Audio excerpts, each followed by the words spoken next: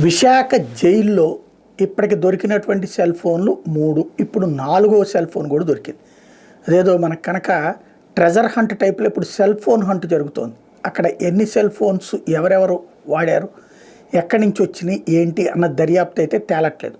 మరి వాస్తవంగా సుప్రీంకోర్టు అప్పట్లోనే సీసీ కెమెరాలు పెట్టాలి అని ఆదేశించింది. జైళ్ళల్లో, పోలీస్ స్టేషన్లలో సెల్ దగ్గర కూడా పెట్టాలని చెప్పింది. ఇప్పుడు చూస్తుంటే మొన్నేమో అదేది ఇక్కడ పోలీస్ స్టేషన్ దగ్గర అదే మన ఈ ఇతన్ని తీసుకెళ్ళి వర్ర రవీంద్రారెడ్డిని అరెస్ట్ చేసిన పోలీస్ స్టేషన్లో సీసీ కెమెరాలు తగలబడిపోయినాయి అని చెప్పారు.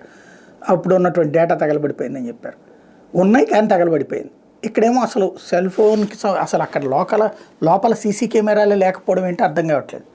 మొత్తం టోటల్గా సీసీ కెమెరాలు నడపాలి కదా, ఏం జరుగుతుందో అబ్జర్వ్ చేయడానికి. ఎందుకు చేయలేదో తెలియదు. అది దాంతో సెల్ ఫోన్లు వాడేశారు.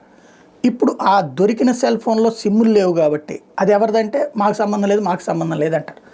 ఆ హేమంత్ కుమార్ అనేవాడు ఎవరైతే ఎంవివి సత్యనారాయణ ఇంటి మీద దాడి చేసి కిడ్నాప్ చేసినటువంటి కేసుకు సంబంధించినటువంటి ప్రధాన నిందితుడు, అతనితో పాటు ఉన్నటువంటి రాజేష్ వీళ్ళకి సంబంధించిన బ్యారక్స్ దగ్గరలో దొరికినటువంటి సెల్ ఫోన్లు 2, దానికి ఛార్జింగ్ పాయింట్, ఛార్జరు అన్నీ దొరికినటువంటి నేపథ్యంలో దానికి సంబంధించి కీలకమైనటువంటి వ్యవహారం ఐఎంఐ కోడ్ ఆధారంగా వెరిఫై చేస్తే ఆ ఫోన్ నుంచి ఏ కాల్స్ వెళ్ళినాయి అన్నది ఆరా తీస్తున్నారట. ఇందులో కొంతమంది వైఎస్ఆర్ కాంగ్రెస్ పార్టీ నాయకులకు కూడా ఫోన్లు వెళ్ళినాయి అన్నటువంటి విషయాన్ని ఇప్పుడు తేలుస్తున్నారు. అది బెదిరించడానికి వెళ్ళింది. ఎందుకంటే అక్కడ అతనే వైఎస్ఆర్ కాంగ్రెస్ పార్టీ వాళ్ళని బెదిరించినోడు, ఆ కిడ్నాప్ చేసినటువంటి. లేదా ఎంవివి సత్యనారాయణ వైసీపీ వాళ్ళే ఎవరన్నా ఏదన్నా చేయమన్నారా?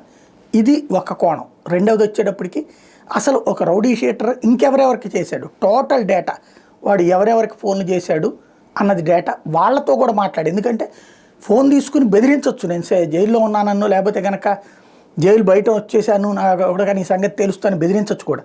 ఫోన్ రిసీవ్ చేసుకున్న నేరస్తుడేం కాదు, వీడు ఫోన్లో నుంచి ధమ్కీలు ఇచ్చి ఉండొచ్చు కదా.